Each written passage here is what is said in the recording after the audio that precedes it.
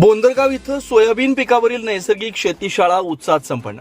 महाराष्ट्र शासन कृषी विभागाच्या वतीनं क्रॉपसॅप अंतर्गत नैसर्गिक शेतीशाळा 2026-27 अंतर्गत सोयाबीन पिकावरील नैसर्गिक शेतीशाळेचा दुसरा वर्ग सोमवार 3 ऑगस्ट 2026 रोजी बोंदरगाव तालुका सोनपेठ इथं उत्साहात पार पडला।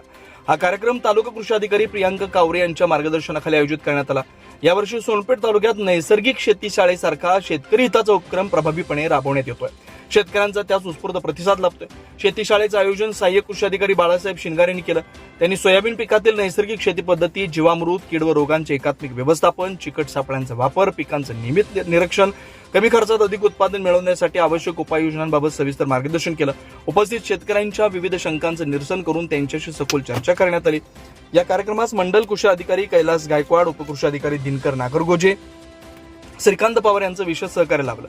माजी सरपंच सुभाष पानखडे, सिद्धेश्वर कांबळे, श्याम सपकाळ, राजकुमार पुरंदर, बालाजी सपकाळ, लहुदास सपकाळ, पांडुरंग वानखडे, विकास ढमे, आसाराम काळे, गणेश सपकाळ, गावच्या कृषी सखी अलका सपकाळ, मीरा पानखडे यांच्यासह परिसरातील अनेक शेतकरी उपस्थित होते। कार्यक्रमात नैसर्गिक शेतीच्या विविध तंत्रज्ञानावर सखोल चर्चा करण्यात आली। शेवटी शेतकऱ्यांनी अशा शेतीशाळांचं आयोजन सातत्याने करण्यात यावं अशी अपेक्षा व्यक्त केली।